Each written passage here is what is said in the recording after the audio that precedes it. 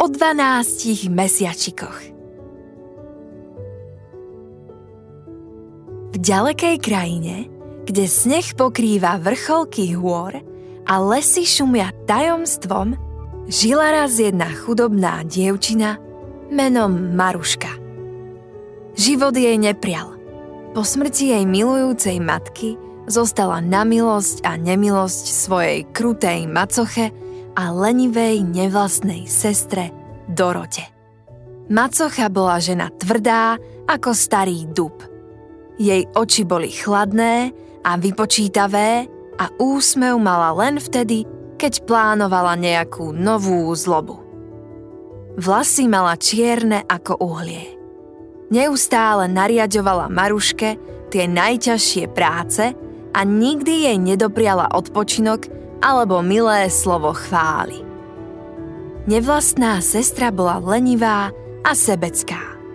Rada sa pozerala na svoj odraz v zrkadle a snívala o bohatom ženíchovi, ktorý by ju zachránil z chudoby.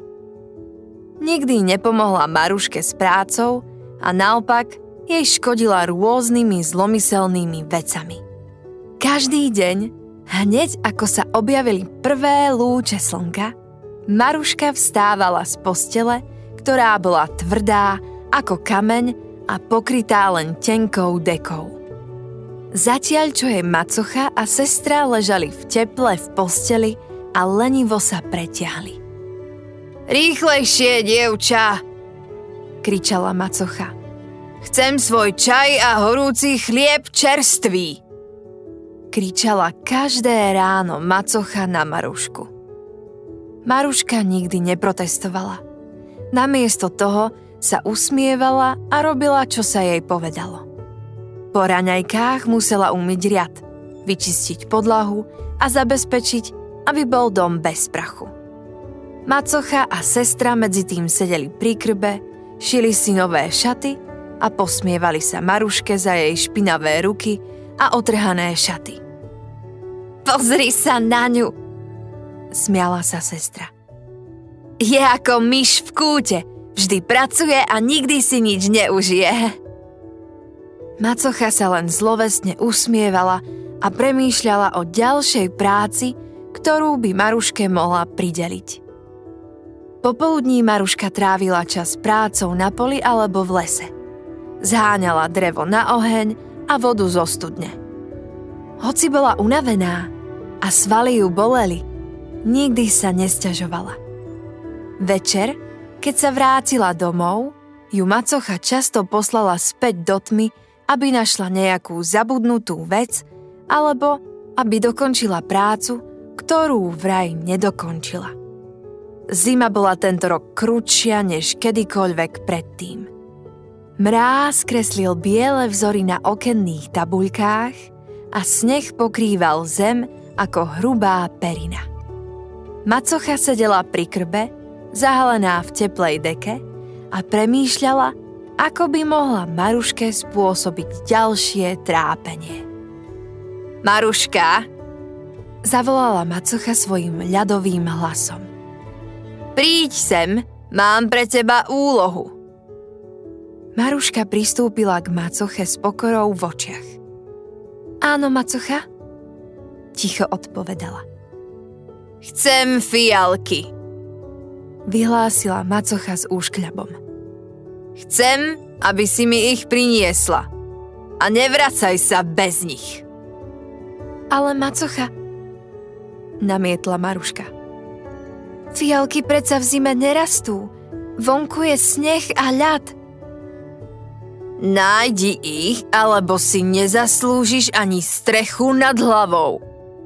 Nevlastná sestra sa pridala ku krutému smiechu.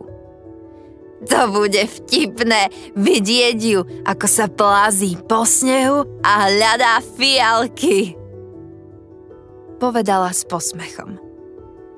Maruška vedela, že nemá na výber.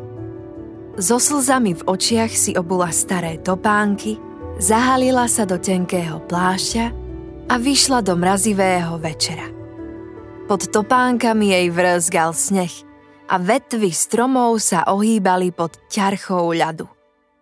hľadala fialky, ale vedela, že to sú len márne nádeje. Keď už bola na pokraji síl, zbadala chatrč, ktorú nikdy predtým nevidela. Bola to malá, kúzelná chatka, z ktorej vychádzalo teplé svetlo. Maruška vošla dnu a zbadala 12 mužov, ktorí sedeli okolo ohňa. Každý z nich mal na hlave korunu z hviezd a na tvári im žiaril lesk mesačného svitu. Bolo to 12 mesiačikov, ktorí sa schádzali, aby riadili priebeh ročných období. Vitaj, Maruška, prehovoril najstarší z nich. Sme mesiačiky, ktoré vládnu časom. Čo ťa sem priviedlo? Maruška sa poklonila a porozprávala im o svojej macoche a sestre, o ich krutosti a nekonečnej práci. Mesiačiky ju počúvali a súcitili s ňou. Chceme ti pomôcť, povedal jarný mesiac. Veríme v tvoju dobrotu a odvahu. Jarný mesiac sa zodvihol zo svojho miesta a vzal do ruky veľkú kúzelnú palicu. Maruška, povedal. Vyčarujem pre teba lôžko zelene, na ktorom vyrastú krásne fialky. Maruška bola dojatá. Ďakujem, povedala. Som vám vďačná za vašu láskavosť.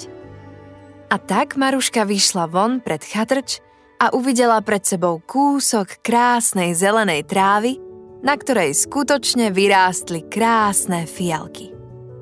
Maruška si ich natrhala a vrátila sa domov. Macocha bola zaskočená a prekvapená, keď jej Maruška podávala zväzok natrhaných fialiek. Kde si to našla? Vyhrkla macocha a jej oči sa zúžili. To predsa nie je možné. Nemohla si nájsť fialky v zime. Maruška sa poklonila. Mesiačiky mi pomohli, povedala potichu. Macocha sa rozúrila ešte viac. Mesiačiky? To sú len rozprávky, zavrčala. Ale dobre, ak chceš, aby som ti uverila, tak mi prines jahody. Som zvedavá, ako ti tentokrát pomôžu tie tvoje vymyslené mesiačiky. Maruška sa nezľakla. Dobre, macocha, povedala. Zajtra vám prinesiem jahody. A tak odišla do svojej izby, kde sa modlila k mesiačikom. Na druhý deň macocha Marušku celý deň zamestnávala ťažkou prácou, pretože dúfala, že keď sa večer Maruška vyberie po jahody, bude unavená a navyše v tme určite zablúdi. A tak sa Maruška vybrala do mrazivej noci, keď hviezdy žiarili ako diamanty na čiernej oblohe. Pod topánkami jej vrzgal sneh a vetvy stromov sa ohýbali pod ťarchou ľadu. Hľadala mesiačiky, ktoré boli jej jedinou nádejou. Po dlhej ceste konečne videla to známe svetlo. Priblížila sa k chalúbke a vstúpila. Vitaj, Maruška. Čo ťa k nám privádza dnes? Maruška sa poklonila a povedala. Dobrý večer, mesiačiky. Som šťastná, že som vás opäť našla. Tentokrát ma macocha poslala po jahody. Bez nich sa nemôžem vrátiť. Pomôžeme ti, povedal mesiac marca. Veríme v tvoju láskavosť a odhodlanie. Mesiac marca sa zodvihol zo svojho miesta a vzal do ruky kúzelnú palicu. Maruška, povedal, vyčarujem pre teba lôžko zelene, na ktorom vyrastú chutné jahody. Ďakujem vám, veľmi vám ďakujem. Som vďačná za vašu láskavosť. A tak Maruška vyšla von pred chalúbku a uvidela pred sebou kúsok krásnej zelenej trávy, na ktorej skutočne vyrástli krásne červené jahôdky. Maruška sa vrátila domov s košíkom plným sladkých jahôd. Ich vôňa naplnila celý dom. Macocha vyskočila z postele. Kde si ich našla, Maruška? Svet je plný kúziel, odpovedala Maruška. Stačí len veriť a byť láskavý. Macocha sa rozzúrila ešte viac. Láskavosť a kúzla, zavrčala. Zajtra mi prinesieš jablká. Uvidíme, k čomu ti bude tá tvoja láskavosť. Bez jablk sa ani nevracaj. A tak sa aj ďalší deň Maruška vybrala do mrazivej noci. Už dobre vedela, kadiaľ ísť. Verila, že jej mesiačiky opäť pomôžu a tiež dúfala, že je to naposledy, čo musí blúdiť chladnou nocou. Zanedlho stála Maruška pri mesiačikoch v chalúbke. Vitaj, dievča, čo si želá tvoja zlá macocha tentokrát? Jablká, mesiačiky moje pre jablká ma poslala. Prosím, pomôžte, bez nich nebudem mať strechu nad hlavou. Aj tentokrát ti pomôžeme, Maruška, povedal októbrový mesiac. Bež domov, dievča, a ver, že po ceste nájdeš krásne jablká. Potom vzal do ruky kúzelnú palicu a vyčaroval žiarivé červené svetlo, ktoré poslal kamsi do diaľky. Maruška poďakovala a vracala sa späť domov. Pred domom na ňu čakala krásna veľká jabloň plná červených jablčok. Žiarili presne ako svetlo, ktoré vyčaroval októbrový mesiac. Ďakujem vám, pošepkala vďačne Maruška a odtrhla 2 jablčka. Hneď potom jabloň zmizla. Keď sa vrátila domov, bolo už ráno a macocha s Dorotou lenivo liezli z postele. Dorota si pretierala oči, keď v tom zbadala Marušku a 2 jablčka, ktoré držala v ruke. Mami, pozri sa na ňu! To nie je možné, že ich zase našla! To je podvodníčka! Vyžeň ju! Nie, prosím, úlohu som splnila. Nemôžete ma predsa vyhnať. Sľúbili ste, že keď prinesiem jablká, môžem ostať. Nariekala Maruška. 2 zašpinené jablčka, to si teda predviedla. Dorotka, pôjdeme si pre jablká samé. Keď to zvládne taká chudinka, ako je Maruška, tak to zvládneme aj my. Dones košík, Dorotka.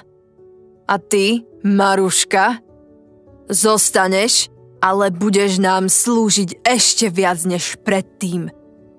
A tak sa macocha s Dorotou zababušili do kožuchov a vyšli von s košíkom na chrbte, presvedčené, že ho naplnia jablkami 1, 2. Šli ďalej a ďalej snehom závejov, vietor fúkal, začalo husté sneženie, Dorota kričala, že chce domov, macocha kričala, že chce domov, ale cestu späť už nikdy nenašli. A čo sa s nimi stalo? Kto vie? Maruška od tej doby žila šťastne vo svojom malom domčeku. Steny zdobili obrázky, ktoré sama namaľovala. Na oknách kvitli fialky, ktoré jej priniesol marcový mesiac. Nikomu už neslúžila a bola obklopená láskou a radosťou. Každé ráno sa prebúdzala s úsmevom na tvári.